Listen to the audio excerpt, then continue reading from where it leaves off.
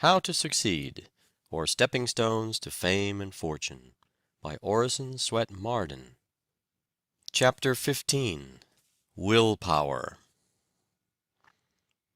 In the moral world there is nothing impossible if we can bring a thorough will to do it. Wilhelm von Humboldt.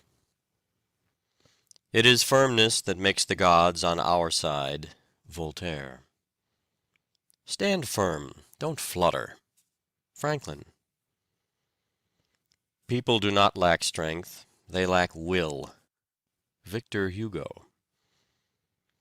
Perpetual pushing and assurance put a difficulty out of countenance and make a seeming difficulty give way. Jeremy Collier. When a firm, decisive spirit is recognized, it is curious to see how the space clears around a man and leaves him room and freedom. John Foster. "Do you know," asked Balzac's father, "that in literature a man must be either a king or a beggar?" "Very well," replied his son, "I will be a king."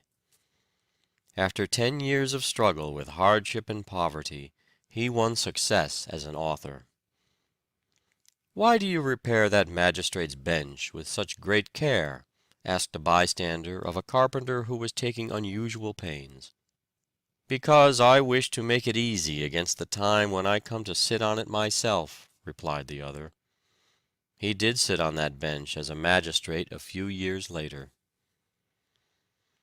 "I will be a Marshal of France and a great general," exclaimed a young French officer as he paced the room with hands tightly clenched. He became a successful general and a Marshal of France. "There is so much power in faith," says Bulwer, "even when faith is applied but to things human and earthly, that let a man but be firmly persuaded that he is born to do some day what at the moment seems impossible, and it is 50 to 1 but what he does it before he dies. There is about as much chance of idleness and incapacity winning real success, or a high position in life, as there would be in producing a Paradise Lost by shaking up promiscuously the separate words of Webster's dictionary and letting them fall at random on the floor. Fortune smiles upon those who roll up their sleeves and put their shoulders to the wheel, upon men who are not afraid of dreary, dry, irksome drudgery, men of nerve and grit who do not turn aside for dirt and detail. "Is there one whom difficulties dishearten?" asked John Hunter. "He will do little. Is there one who will conquer? That kind of man never fails." "Circumstances," says Milton, "have rarely favored famous men. They have fought their way to triumph through all sorts of opposing obstacles." "We have a half belief," said Emerson, "that the person is possible who can counterpoise all other persons. We believe that there may be a man who is a match for events, one who never found his match, against whom other men being dashed are broken, one who can give you any odds and beat you.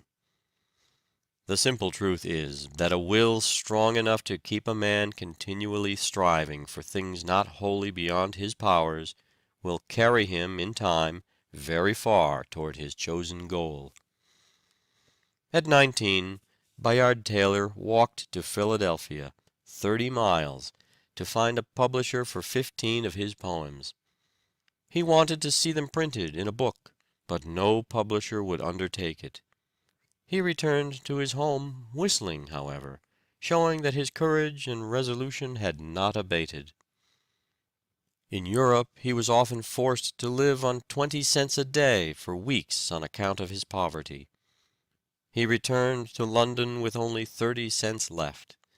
He tried to sell a poem of 1,200 lines, which he had in his knapsack, but no publisher wanted it. Of that time he wrote, "My situation was about as hopeless as it is possible to conceive." But his will defied circumstances, and he rose above them. For 2 years he lived on $250 a year in London, earning every dollar of it with his pen. His untimely death in 1879, at 54, when minister to Berlin, was lamented by the learned and great of all countries. We are told of a young New York inventor, who about 20 years ago spent every dollar he was worth in an experiment which, if successful, would introduce his invention to public notice and ensure his fortune, and, what he valued more, his usefulness. The next morning the daily papers heaped unsparing ridicule upon him. Hope for the future seemed vain. He looked around the shabby room where his wife, a delicate little woman, was preparing breakfast. He was without a penny. He seemed like a fool in his own eyes. All these years of hard work were wasted. He went into his chamber, sat down, and buried his face in his hands. At length, with a fiery heat flashing through his body, he stood erect. "It shall succeed," he said, shutting his teeth. His wife was crying over the papers when he went back. "They are very cruel," she said. "They don't understand." "I'll make them understand," he replied cheerfully. "It was a fight for 6 years," he said afterward. "Poverty, sickness, and contempt followed me. I had nothing left but the dogged determination that it should succeed." It did succeed. The invention was a great and useful one. The inventor is now a prosperous and happy man. Napoleon was a terrible example of what the power of will can accomplish. He always threw his whole force of body and mind direct upon his work. Imbecile rulers and the nations they governed went down before him in succession. He was told that the Alps stood in the way of his armies. "There shall be no Alps," he said, and the road across the Simplon was constructed, through a district formerly almost inaccessible. "Impossible," said he, "is a word only to be found in the dictionary of fools." He was a man who toiled terribly, sometimes employing and exhausting 4 secretaries at a time. He spared no one, not even himself. His influence inspired other men, and put a new life into them. "I made my generals out of mud," he said. To think we are able is almost to be so.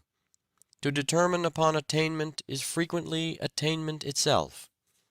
Thus earnest resolution has often seemed to have about it almost a savor of omnipotence. The strength of Suwarrow's character lay in his power of willing, and like most resolute persons, he preached it up as a system. Before Pizarro, d'Almagro, and de Luc obtained any associates, or arms, or soldiers, and with a very imperfect knowledge of the country or the powers they were to encounter, they celebrated a solemn mass in one of the great churches, dedicating themselves to the conquest of Peru. The people expressed their contempt at such a monstrous project, and were shocked at such sacrilege. But these decided men continued the service, and afterward retired for their great preparation, with an entire insensibility to the expressions of contempt. Their firmness was absolutely invincible. The world has deplored the results of this expedition, but there is a great lesson for us in the firmness of decision of its leaders. Such firmness would keep to its course and retain its purpose unshaken amidst the ruins of the world. At the Battle of Marengo, the French army was supposed to be defeated, but while Bonaparte and his staff were considering their next move, Desailly suggested that there was yet time to retrieve their disaster, as it was only about the middle of the afternoon. Napoleon rallied his men, renewed the fight, and won a great victory over the Austrians, though the unfortunate Desailly lost his own life in that field. What has chance ever done in the world? Has it built any cities? Has it invented any telephones, any telegraphs? Has it built any steamships, established any universities, any asylums, any hospitals? Was there any chance in Caesar's crossing the Rubicon? What had chance to do with Napoleon's career, with Wellington's, or Grant's, or von Moltke's? Every battle was won before it was begun. What had luck to do with Thermopylae, Trafalgar, Gettysburg? Our successes we ascribe to ourselves, our failures to destiny. A vacillating man, no matter what his abilities, is invariably pushed to the wall in the race of life by a determined will. It is he who resolves to succeed, and who at every fresh rebuff begins resolutely again, that reaches the goal. The shores of fortune are covered with the stranded wrecks of men of brilliant ability, but who have wanted courage, faith, and decision, and have therefore perished in sight of more resolute but less capable adventurers who succeeded in making port. Hundreds of men go to their graves in obscurity, who have been obscure only because they lacked the pluck to make a first effort, and who, could they only have resolved to begin, would have astonished the world by their achievements and successes. The fact is, as Sidney Smith has well said, that in order to do anything in this world that is worth doing, we must not stand shivering on the bank and thinking of the cold and the danger, but jump in and scramble through as well as we can. Is this not a grand privilege of man, immortal man, that though he may not be able to stir a finger, that though a moth may crush him, that merely by a righteous will he is raised above the stars, that by it he originates a good in the universe which the universe could not annihilate, a good which can defy extinction, though all created energies of intelligence or matter were combined against it? A man whose moral nature is ascendant is not the subject, but the superior of circumstances. He is free, nay more, he is a king. And though this sovereignty may have been won by many desperate battles, once on the throne, and holding the scepter with a firm grasp, he has a royalty of which neither time nor accident can strip him. What can you do with a man who has an invincible purpose in him, who never knows when he is beaten, and who, when his legs are shot off, will fight on the stumps? Difficulties and opposition do not daunt him. He thrives on persecution. It only stimulates him to more determined endeavor. Give a man the alphabet and an iron will, and who shall place bounds to his achievements? Imprison a Galileo for his discoveries in science, and he will experiment with the straw in his cell.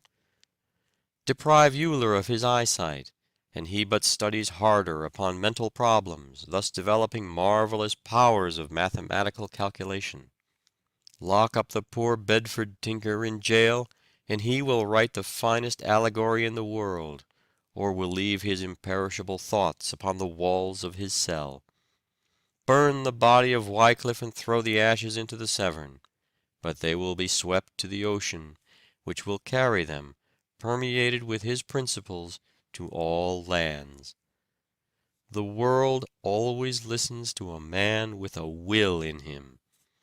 You might as well snub the sun, as such men as Bismarck and Grant. Hope would storm the castle of despair. It gives courage when despondency would give up the battle of life. He is the best doctor who can implant hope and courage in the human soul. So he is the greatest man who can inspire us to the grandest achievements. Our remedies oft in ourselves do lie, which we ascribe to heaven. The fated sky gives us free scope, and only backward pulls our slow designs when we ourselves are dull. How much I could do if I only tried. End of chapter 15. Recording by David Marden.